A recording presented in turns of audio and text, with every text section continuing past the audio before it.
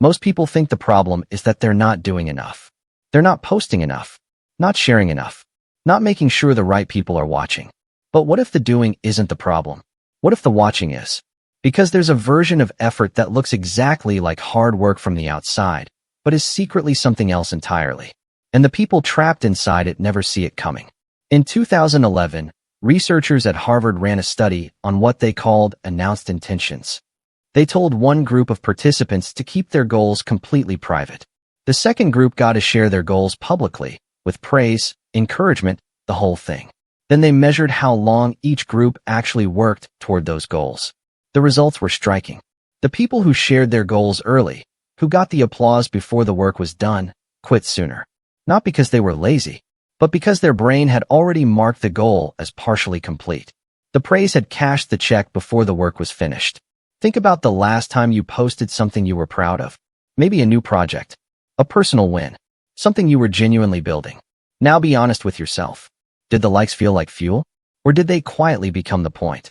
Because somewhere between the intention and the notification, the goal can shift without you even noticing. You stop building the thing. You start building the audience for the thing. And those are not the same job. There's a man I want to tell you about. His name was Daniel. He was a carpenter in a mid-sized city, not famous, not wealthy, but extraordinarily skilled. For the first decade of his career, Daniel worked mostly in silence.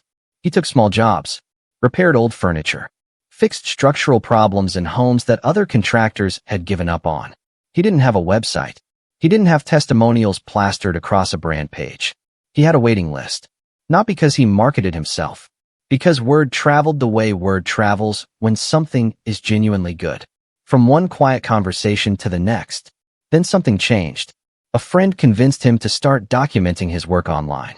So he did, and the response was immediate.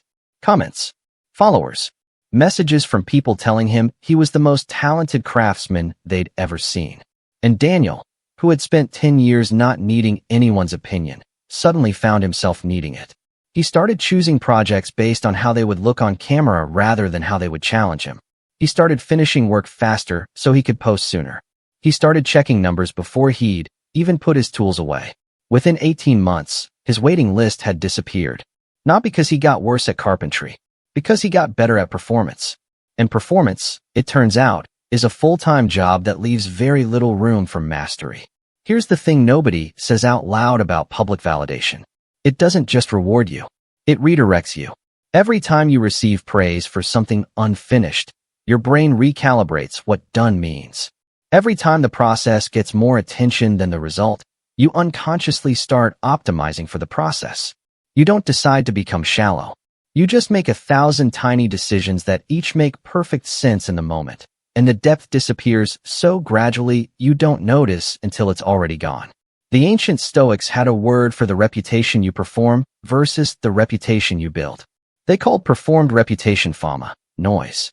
And they called earned reputation dignitas, weight. Noise travels fast. Weight takes time. And the critical difference between the two is this. Noise needs an audience to exist. Weight exists whether anyone is watching or not. Daniel figured this out, but only after losing something he couldn't immediately name. He noticed it first as restlessness, then as a kind of hollowness when a project came out well but didn't perform online. Then one afternoon, he was repairing an antique writing desk for an elderly woman who had owned it for 50 years. No camera, no documentation, just him and the wood and the problem in front of him. And for the first time in over a year, he forgot to check his phone. He worked until it was dark. He drove home exhausted in a way that felt completely different from tired. It felt like satisfaction. Not the kind that comes from being seen. The kind that comes from having actually done something. He deleted his accounts the following week. Not dramatically. Not with an announcement. He just stopped. And slowly, over months, the work came back. The patience came back. The waiting list came back. And something else returned that he hadn't realized he'd lost. The ability to be proud of something before anyone else had weighed in on it. That's the thing about silent effort that's almost impossible to explain until you felt it. It gives you back your own opinion of yourself. When nobody knows what you're working on, you can't borrow their confidence. You have to generate it yourself. And that internal source, that self-produced sense of worth that doesn't require a single external input, That is the foundation that everything else eventually gets built on. So here's a question that's worth more than any motivational framework. What are you working on right now that nobody knows about? Not what you're planning to share. Not what's almost ready for an audience. What is genuinely private? Because that hidden work, the thing you're doing in the hours when there's no one watching and no reward coming, that is the most accurate measure of who you actually are. Not your highlight reel. Not your reputation. Not what people say about you when you walk into a room. The work you do when walking into a room is the last thing on your mind. You don't build a reputation by chasing one. You build it by becoming someone whose absence would be noticed, not because you were loud, but because what you quietly made was real. The world has more than enough performers. It is starving for builders. And builders don't wait for applause. They wait for the work to be finished. Then they let it speak.